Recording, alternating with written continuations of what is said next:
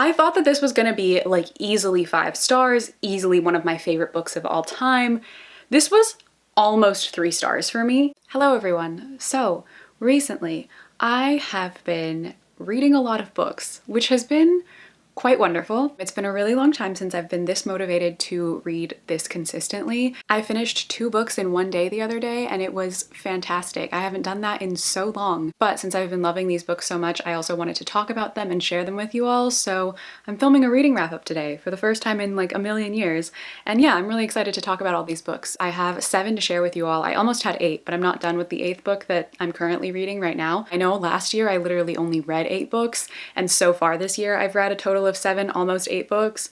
So hopefully this year's reading is like much better than last year's, because at the very least I'm in the mood to read, which is a good sign. So without any further ado, let's get into talking about all of the books that I've read so far this year. So starting off with the very first book I read this year, which was A Sky Beyond the Storm by Sabaa Tahir, the final book in the Ember in the Ashes quartet. As you all know, this is one of my all-time favorite series. It's one of my god tier series. I love it so, so much.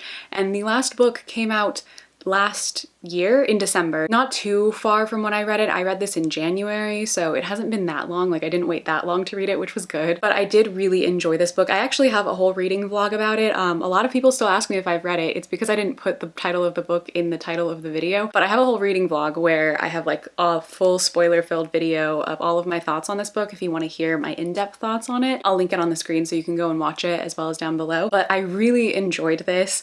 I thought it was a really great conclusion to the series. It was really satisfying. I got everything I wanted. I wasn't too utterly devastated, which makes me happy because I really thought that I was just going to be so miserable at the end of this series because without giving away any spoilers, I just thought terrible things were going to happen to everyone that I cared about. And terrible things did happen, but like they weren't so terrible that I like couldn't function afterwards, you know? Like we still got a good satisfying ending and I'm really, really happy about it. It had been a while since I'd read like a good conclusion to a series. I feel like recently the finales I've been reading for series, which I'll mention in a minute once I talk about the next book on my list. But with this one, I actually felt like it was the perfect conclusion to the story. I feel like it wrapped up all the loose ends that we needed answers to, and I feel like all of the characters got to go through a very well-developed arc, and the plot was entertaining. It didn't drag too much. My one complaint about this one, though, was that I think it was a little bit too long. That was one of the only reasons I didn't like this one as much as I liked the first couple of books. My favorite in the series, I think, is still An Ember in the Ashes. The first one is definitely my favorite one, and then it would probably go Torch, then this one, and then A Reaper in the Gates. I think that would be my order, but nonetheless, I think I gave this 4 stars, like 4.5, 4 stars, something like that. I did really, really love it, and I would highly recommend this series. I have for years. I will continue to recommend it until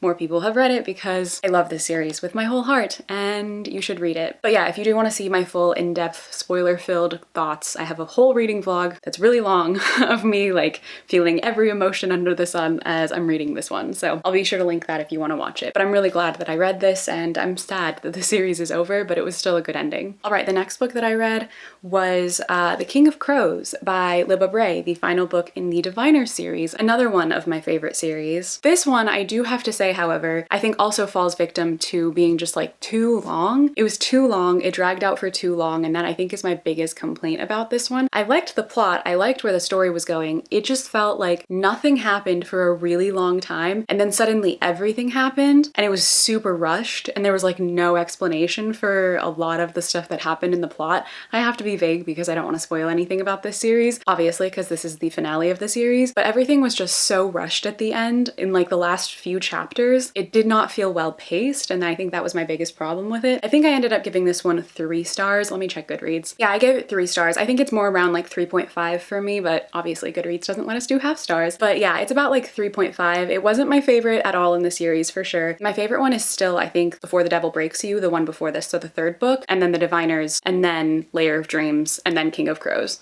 That's my order. I don't know why I'm giving my order for all these series. But yeah, definitely a bit more of a disappointing conclusion in my opinion. Not bad by any means, just not as satisfying as I wanted it to be, and just not as well paced. Just too long. I think this is a problem with like a lot of final books. Like you just want to wrap everything up and you want to make sure you've got everything covered and say every last thing that you need to say. And the books just end up being like a bit too long sometimes. I also feel this way about like Queen of Air and Darkness, for example, from the Dark Artifices series. That book is like 900 pages or something like that. I'm like, it could have easily been like 600. This one's like not even that long. It's like 540 pages, which is decently long, but not super, super long. But for some reason, it just feels like it dragged out forever because, like I said, not much happened in the beginning at all. I feel like I'm being really harsh to it. I did still enjoy it. I still do recommend the series. The other books are incredible. It just wasn't my favorite ending to a series. So that's kind of how I feel about King of Crows. Again, do recommend the series, read The Diviners, definitely worth your time, but I wish that I had liked this a little bit more. Then the next book that I read was This Is How You Lose the Time War, and I did mention this book in a recommendation video that I filmed recently, so if you want to hear me talk about it in some more depth, you can definitely go and watch that. I actually talked about this book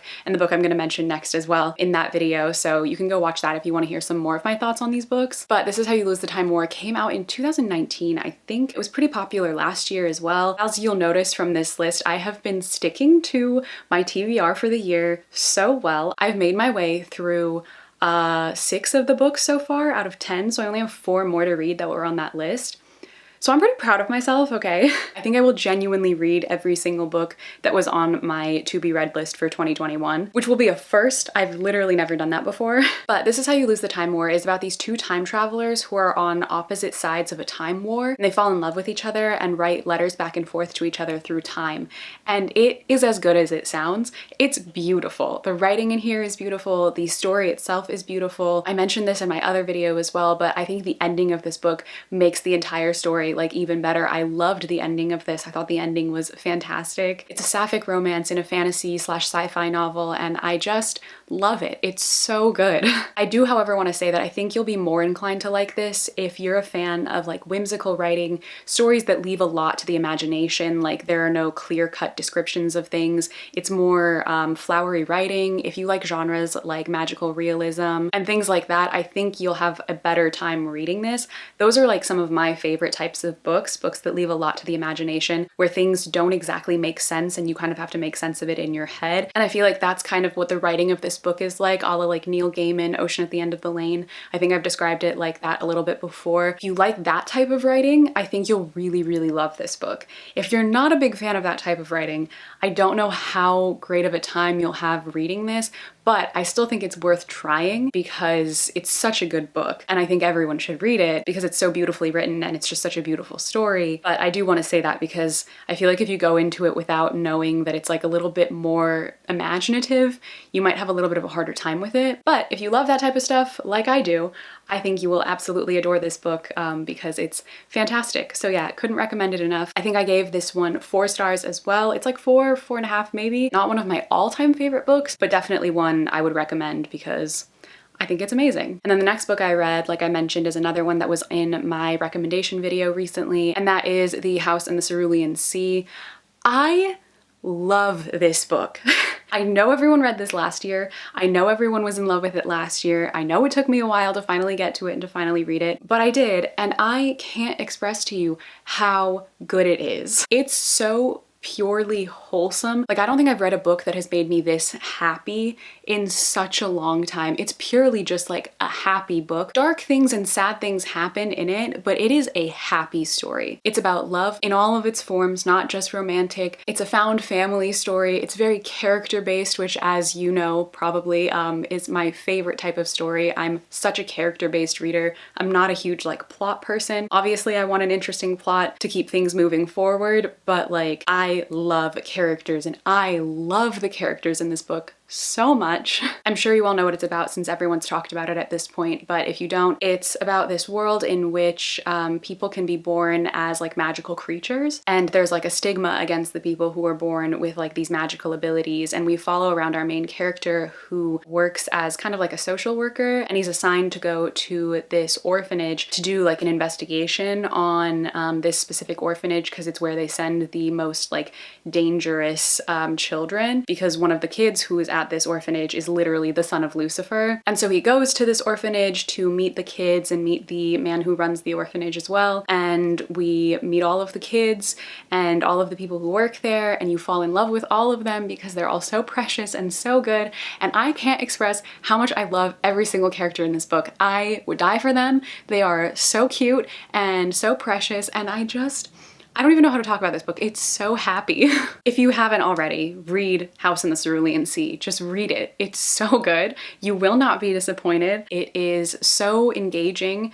I finished it so quickly because I didn't want to stop reading. And it's just a heartfelt story with a lot of depth, but with a lot of light as well. And it's easy to read, honestly. Like if you're looking for something that isn't going to be too heavy, that you can, one, get through quickly because it is fairly short, but also something that isn't going to take a lot of emotional energy from you because it's really sad or it's really complex or something like that. This is just a light, happy story that definitely has a lot of depth, but will make you care about the characters very deeply. So yeah, I love this book. I'm so glad that so many people recommended it to me and told me to read it, and I'm so glad that I finally did because I don't regret it at all. I only regret not having read it sooner. Okay, so the next book I have here, I have talked about so much. I have a whole reading vlog for it. Many of you have probably already seen it, but I did want to talk about it here briefly without some spoilers. And that is, of course, none other than Chain of Gold by Cassandra Clare, the second book in the Last Hours series. It finally came out.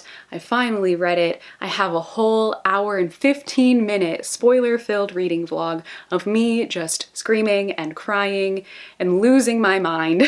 If you're wondering why I have had like a lack of videos recently, it is in part because reading this and then filming that vlog and then editing that vlog, which was 6 hours of raw footage of literally, the entire thing was literally just me talking for 6 hours because I never shut up. That is why I have been uploading less, because honestly, reading this and filming that whole video and editing it all took the life out of me. Literally the life out of me. I feel like I reread the book like 40 times. But Chain of Iron, did I call it Chain of Gold earlier? I might have. Chain of Iron utterly destroyed me. Like, I knew exactly how it was gonna end, and a lot of people even commented on my reading vlog saying like, how did you predict the ending like 10 minutes into this video? It's because I knew from the end of Chain of Gold exactly how this book was gonna end, because I've read too many books and like I just know I can predict everything at this point. I can predict plot points and plot devices that people are gonna use all the time, especially with Cassandra Clare books now, because like I'm so used to reading her stories, and that's not to say that they're predictable. I just know exactly how she likes to break people's hearts. So I can make pretty educated guesses, and I was 100% right about how this book ended, and it did break me exactly like I predicted, but it was so much fun to read. This is hands down gonna be one of my favorite books I read in 2021. I know that. I am loving this series so much, and I may very well end up liking it. We'll know once Chain of Thorns comes out, the last book. I might end up liking it more than the Infernal Devices. The only reason I think I will ever like the Infernal Devices more than this, like the one thing that would make me hold on to that more than this, is because of the nostalgia. Like I read that when I was really young and it meant a lot to me at a young age. So like that aspect of it will never go away. But plot-wise, character-wise, this could easily become my favorite. The way I feel about James and Cordelia, I have not felt about characters in a very long time. Like I am so invested in their lives and their well-being and their happiness, and they're like never gonna be happy. And I'm just gonna be so miserable for a whole other year until we get this last book. Like I obviously anticipated that before I started reading it, but like even still, it was so heartbreaking. You can see how much I like tabbed in here, how many scenes just like broke me apart because it was so good. It was genuinely such a good book. It definitely didn't suffer from like that second book in a series like slump that a lot of second books have. I honestly think it's pretty comparable to how much I like Chain of Gold. I can't decide. I think right now I like Chain of Gold more than I like this one, in part because I'm just so mad at this book right now. But also I tend to like first books in series the most usually. I don't know why. It's always the first or last, but typically for me it's the first book in a series. It just depends. I need to give it a little bit of time and maybe a reread for each of them to decide fully, but I do like it pretty much just as much as I like Chain of Gold. I gave this one 5 stars as well, easily. I don't remember if I mentioned what star rating I gave to House in the Cerulean Sea, but I gave it 5 stars. That was my first 5-star read of the year. This was my second 5-star read of the year. So yeah, if you want to know all of my in-depth thoughts on it, if you've read this book, or even if you haven't and you want to see me cry for like an hour and 15 minutes, you can go watch that vlog. I'll leave it linked on the screen as well. But yeah, I had a great time reading this. I always have such a fun time reading Cassandra Clare books, and I can't wait. Like I literally just can't wait until next March when we finally get the last book so I can actually know what's gonna happen to my favorite characters and to see how sad I'm gonna have to be. Because I know that third book is gonna be worse than the first two combined. And I'm not ready for it. I will never be ready for it. And I always say soon, and then I just don't. And then like I started reading it in one video and then I like never finished it and put it down for months. Anyway, we had like a rocky start with this book, but I finally read it and I finally finished it. And that is none other than The Invisible Life of Addie LaRue by V.E. Schwab. This is so shiny. Hold on. I have some thoughts on this. So everyone was like, Hannah, you're gonna love Addie LaRue. You're gonna love it. I was like, I'm gonna love it. I love every Victoria Schwab book I have read. I have almost an entire shelf. Where is it? There? Almost an entire shelf dedicated just to her books because I love her writing so much. I love her stories. I've loved everything I've ever read that she has written. And I really thought this was gonna be like my favorite V.E. Schwab book of all time. And honestly, I didn't love it as much as I thought I would. And I'm a little bit sad. What's falling out of here? My bookmark. I thought that this was gonna be like easily 5 stars, easily one of my favorite books of all time. This was almost 3 stars for me. I ended up giving it 4 stars by the end, and I'll explain a little bit more about that. But I thought it for a long time while I was reading this. I was like, I think I'm just gonna give this 3. Like, it's okay, it's good. But I like don't feel a lot. And I really thought that I would.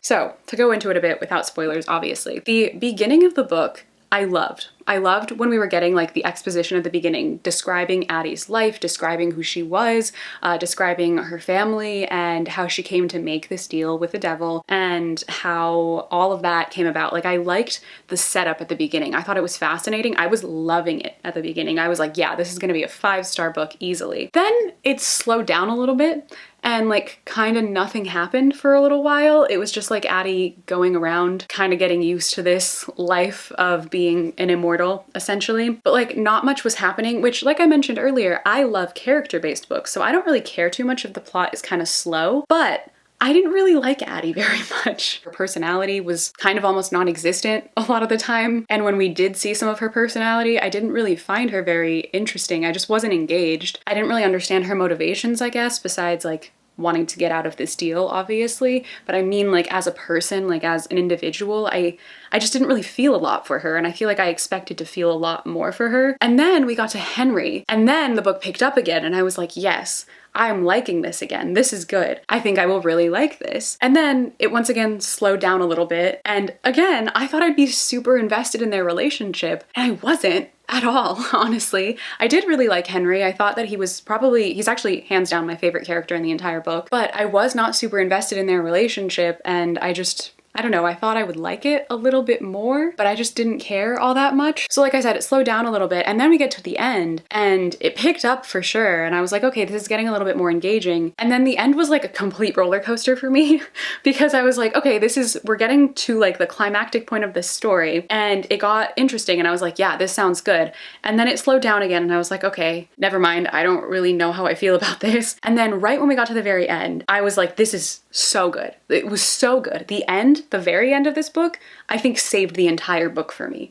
I loved the ending. I thought the ending was incredibly well done, and I feel like what I felt at the ending was what I wanted to feel throughout the rest of the book, but I just didn't. But I think it just kind of boils down to, for me, I did not feel a connection with these characters. I gave it 4 stars. It's more like 3.75, which is why I rounded up to 4. It's not above 4 stars for me, honestly, at all. And that's not because I don't think it's good. It's just that I wanted to feel more from it, I think, and I wanted to be able to connect to the characters, and I just couldn't. I honestly couldn't. And I know it sounds like I'm like giving it like a really bad rating or something. Obviously 4 stars is not a bad rating. I did enjoy it. I had a good time reading this. I'm really glad that I read it, and I would recommend it. But I also just found myself constantly sitting there being like, I don't care.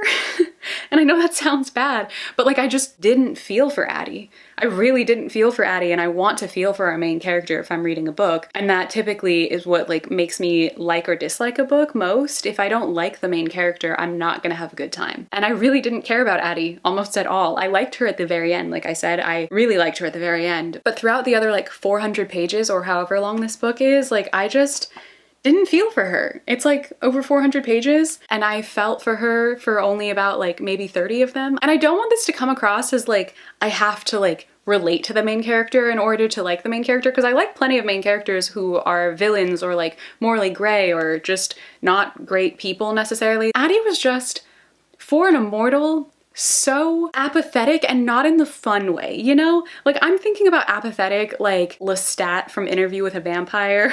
Like, that was fun, you know? That's like a fun type of like, I don't care about anyone or anything, like I'm just gonna do whatever I want. If she were more like that, I think I would have had more of a fun time with it. But like, this girl is like 300 years old and barely cares about anything. I couldn't understand that. I couldn't understand that, and it wasn't fun to read about. 300 years of history and she barely ventured outside of Europe and the US, which I don't comprehend, honestly. And I know Cindy from With Cindy made like a whole video about this. I loved her video on this book about like how white this story is. And I think that also definitely influenced how I was feeling about this as well, because I just could not grasp how you could not care more about other parts of the world when you're literally an immortal. You know, like I would go everywhere. Even if I were like the apathetic, like I don't care about anything in the world type of immortal, I would still go everywhere. I wouldn't just like stick to one place. To me, it makes her feel like an underdeveloped character, like something was just missing. And again, this is not to say like, oh, she has to do things the way I would do things. Because no, obviously, I don't read about characters just because I want them to be like me. That would be insufferable. But to me, it just felt like she was underdeveloped. Like I felt like she had no drive until she met Henry, and then it was like fun to read about. But like before then, prior to then, you had like 300 years to like work through some of these emotions. But I feel like she kind of just like glided through 300 years of history to the point where she like forgot herself. And I know the whole thing is about like people forgetting her, and maybe that is part of the story as well. Like Addie ends up forgetting herself as well to the point where she like is hardly a person. And so if that's the case, it's poetic. I get it, but it also made it more difficult for me to feel any sort of investment in her character. So that's why I do really like it. I see the merit of this book, obviously, and I enjoyed reading it. I just have some issues with Addie's character. But yeah, anyway, those are my thoughts on The Invisible Life of Addie LaRue. I would definitely recommend this book. I think it's worth reading. I think that it's a beautifully written story. As you know, I mentioned many times, I love Victoria Schwab's writing. I'd recommend most of her books, honestly, to anyone. But again, I'm just a little bit sad that I didn't love it as much as I expected to love it. And a lot of you also expected me to love it more. I'm sorry to disappoint you. I really thought I would die over this book, but I didn't even shed a single tear, which makes me sad. And finally, the very last book that I read recently, and by recently I mean I finished this yesterday, is another book that so many people have been asking me to read for so long. And I've been meaning to read this for so long. And yesterday I was just like in this mood and I decided to pick it up, and I'm so glad that I did, because I loved it. Such an easy 5-star read for me. And I'm so glad I finally read it. And that is none other than Darius the Great Is Not Okay. Like I said, so many people have been like, Hannah, you have to read this book. The main character is Persian. He goes to Iran. Like, you're gonna love it. You were all correct. I did love it. I loved it so much. I loved this the amount that I thought I was going to love The Invisible Life of Addie LaRue. If you don't know what this book is about, it's about this boy named Darius who is half white, half Persian. His dad is white and his mom is Persian. And one day he and his family end up going to Iran to visit his maternal grandparents because his grandfather is dying. He has a brain tumor, I think, and this would be like the last time they'd be able to see him. So they end up going to Iran to visit family and visit him. And it's Darius's first time in Iran. And it's about identity and culture and mental health and so many things. Like I don't know how to talk about this book without like tearing up, because like this made me feel so seen, so understood.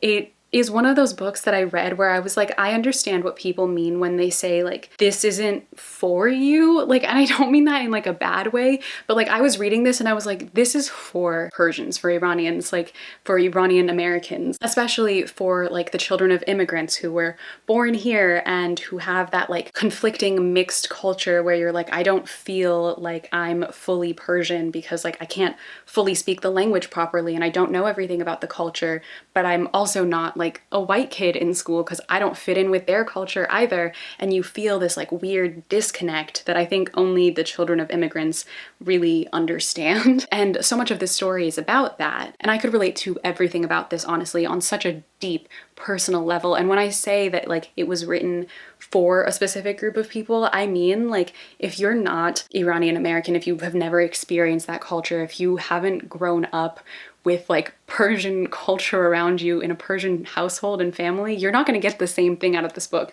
It's still worth reading and you should absolutely read it because I think everyone should read this. It's such a good YA contemporary. And this is one of those things where I read it and I was like, this is why representation matters. Like, this is why we need books like this so that people can feel understood, feel not just seen, but like respected, if that makes sense. Like, I felt respected reading this. I felt like someone was like, yeah, you exist, you're real, the things that you've experienced are real, and I've experienced them too, and other people experience them all the time, and this is a narrative that exists for a lot of people, and these are experiences that a lot of us have gone through, and you didn't go through them alone, despite the fact that you felt like you were alone the entire time. But no, you weren't, because these are almost universal experiences for us, and that's what I felt I got out of this story. Like, I feel like that's what it said to me, and it was so beautiful. Like, all the Farsi in here, the puns they make, like damning the tea to hell, like you'll understand what that means if you've read it or if you understand Farsi, but like, it was so good. I was reading it and I was talking to my mom and my grandma, and we were like talking about the jokes in here and stuff, and I was explaining it to them, and like, it was just so nice and such a good experience. It made me cry. It made me think about my own experiences, my own family, my own identity, and how I relate to my own like ethnicity and my Persianness. And it was funny, like the amount of like times they talk about like tarofing in this book is so funny to me, and the way that Darius, or Darius since that's his like Persian name, the way that like he mixes English and Farsi, since he doesn't completely understand Farsi, like he can't fully speak Farsi and he doesn't fully understand it either, besides like some words. I'm fairly fluent in Farsi, like I don't know some words, and I've lost a lot of it since I haven't spoken it super consistently since I was a little kid. So I also have that like difficult time navigating the language sometimes if I'm speaking with someone who doesn't speak any English at all. And so sometimes he would like mix Farsi and English, and it's exactly the way that me and my family do it. Like, we call it Fargilisi, which is like Farsi mixed with English, because in Farsi, English is Ingilisi. So like my sister, my mom, and I call it Fargilisi, and sometimes we'll speak in like a mix of Farsi and English. That's what this reminded me of, like the way that he and his family would talk occasionally. And it was just little things like that throughout the entire book that like made me so happy and made me feel so understood. And I just, oh my god, I can't recommend this enough. It is such a good book. And on another note, apart from the like Persian ethnicity and like identity aspect of this, the thing that I think that this book does so beautifully is the way that it talks about mental health. Darius has depression, and he talks about his depression in this, and it talks a lot about depression in like Iranian culture and the way that like Iranian people understand mental illness or don't understand mental illness, and the way his family talks to him about it. Like, so many of the things in here were like my own experiences like reflected back to me, like the way his grandparents would speak to him or his aunts or uncles would speak to him. I was like, it's literally like, that's my dai talking to me.